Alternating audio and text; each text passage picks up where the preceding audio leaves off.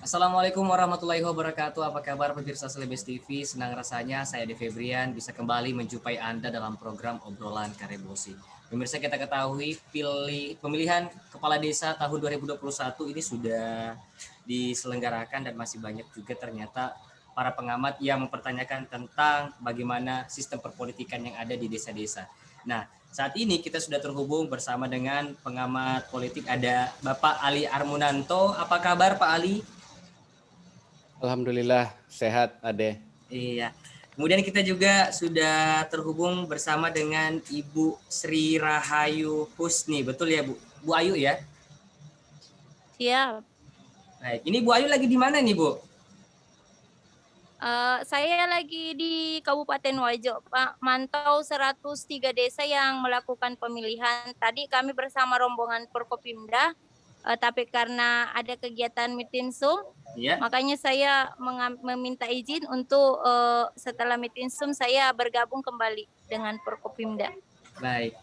Mungkin saya pertama ke Ibu Ayu dulu deh, karena memang Bu Ayu lagi ada di lokasi, jadi mungkin bisa diinformasikan sedikit bagaimana eh, pilkades di desa yang Ibu hadiri sekarang, apakah memang sudah berjalan sesuai dengan harapan ataukah ada kendala-kendala yang Ibu dapatkan? Silahkan Bu Ayu.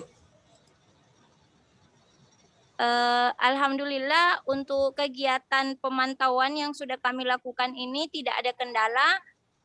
Tadi pertama dilakukan di salah satu desa, Ya. terus kemudian ada meeting Zoom di Desa Patila bersama Kemendagri, dalam hal ini Forkopimda, terus dilanjutkan di Desa Latimu, Kecamatan Bola. Sepanjang kegiatan ini alhamdulillah kegiatan Pilkades itu berjalan aman, lancar, dan situasi kondusif.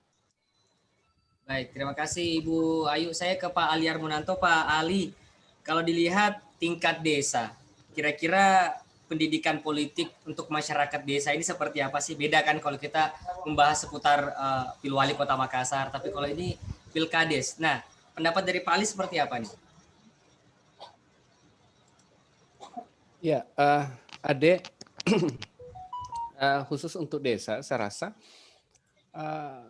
pendidikan politiknya tidak beda dengan apa yang dialami oleh masyarakat di kota ataupun dalam konteks pilkada ataupun pileg, pilpres, karena memang konstituennya sama. Gitu. Jadi saya rasa tidak ada perbedaan antara pemahaman politik mereka yang perlu ketahui bahwa yang membedakan kemudian adalah konteksnya. Nah, dalam konteks pilkada maupun pilpres, pilgub, jarak sosial dan kedekatan emosional antara konstituen dengan yang dipilih itu agak jauh. Tapi kalau di desa, jarak sosialnya dan hubungan-hubungan sosialnya itu sangat dekat.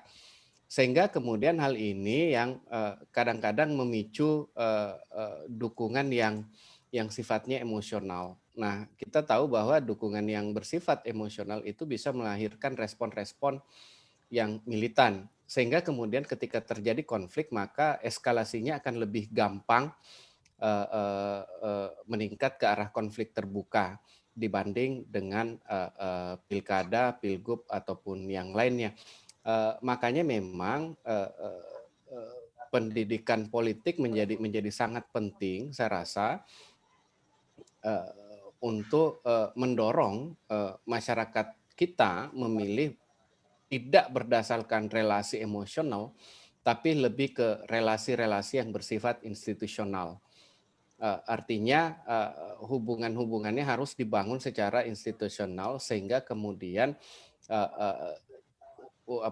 reaksi yang muncul bukan reaksi-reaksi yang militan tapi reaksi-reaksi yang bersifat rasional seperti yang kita harapkan bersamanya. Makanya memang pendidikan politik itu penting saya rasa, dan disinilah saya rasa fungsi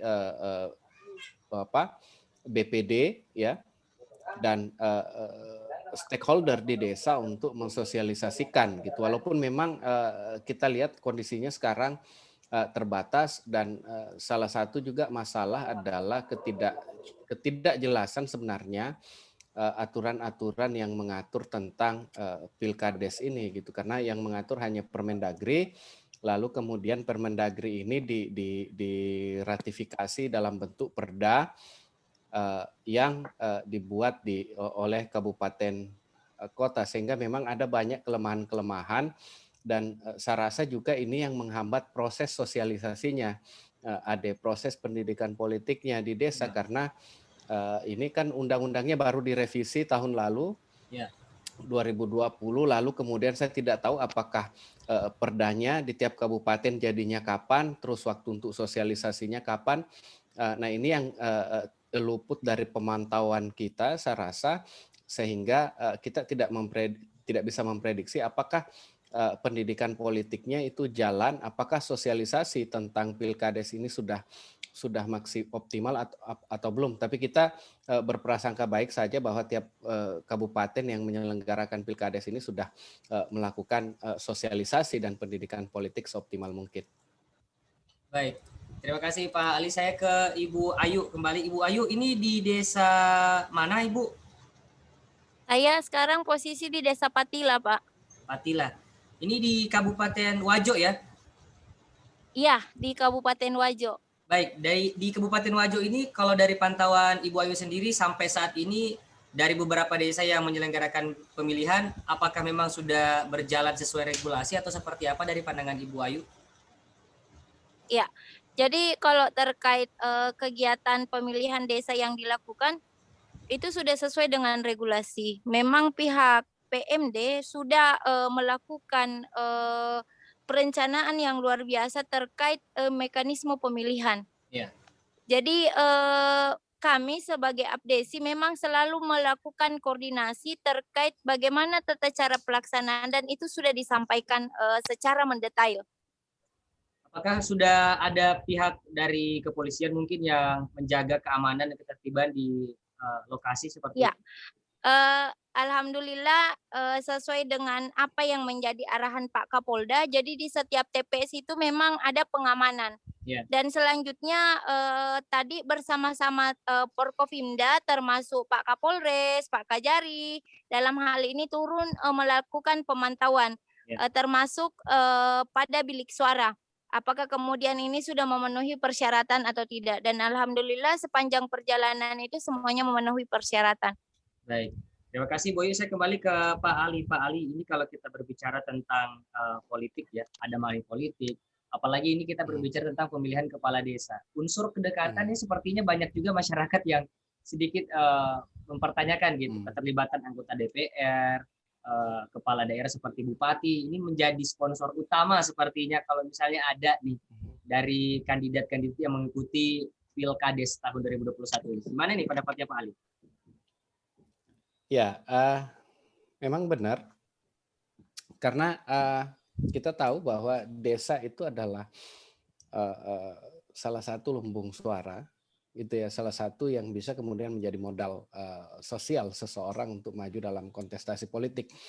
Nah, tentu hal ini akan menarik minat para politisi-politisi yang berniat bertarung di level atasnya, entah itu dalam pilkada kabupaten maupun pileg gitu, sehingga memang banyak kemudian yang melakukan dalam tanda kutip investasi politik dalam bentuk dukungan pada calon-calon tertentu. Hal ini tidak bisa dipungkiri gitu, ada yang menjadi sponsor dan segala macam, karena memang ya sudah menjadi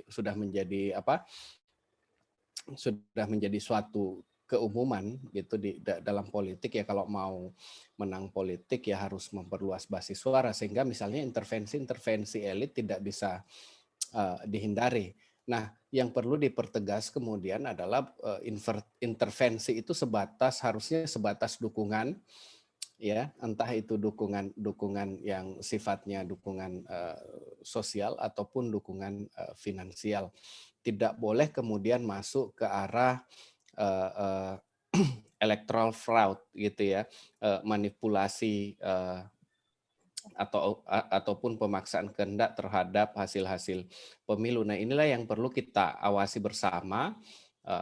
Kemarin juga di acara FGD bersama Kapolda juga kita sudah tekankan itu bahwa memang akan ada pihak yang berusaha mengintervensi hasil, dan tentu saja ini yang harus kita waspadai bersama. Kenapa? Karena tadi di dalam Permendagri tentang pemilihan kepala desa itu tidak secara tegas diatur tentang eh, eh, sanksi apabila terjadi pelanggaran dalam pilkades, dan juga tidak secara jelas ataupun sama sekali tidak diatur tentang tindak lanjut dari sengketa pilkades. Hal tersebut diserahkan semua kemudian kepada pemerintah daerah untuk mengaturnya. Nah, dalam beberapa kasus misalnya kita yang pernah terjadi, kemudian kita menemukan bahwa yang menjadi penentu siapa yang kalah, siapa yang menang itu kepala desa. Pada satu sisi juga misalnya ada yang berusaha membawa ke PT UN juga bingung. Ini mau diadili dengan undang-undang apa?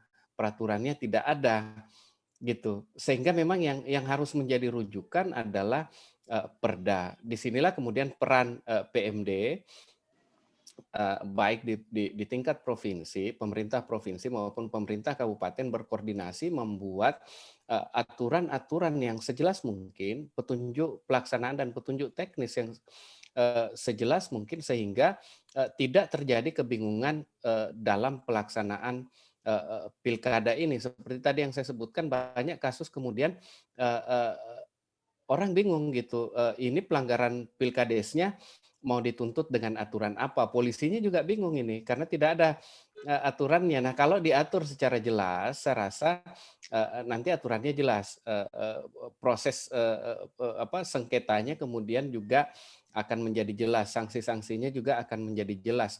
Makanya memang ini adalah bukan kerja sesaat gitu, ini kerja yang berkelanjutan, kontinuitasnya harus dipertahankan sehingga kemudian semakin ke depan hasilnya juga akan semakin baik gitu. Tentu saja itu harus beranjak dari aturan-aturan yang baik dan aturan-aturan yang jelas gitu.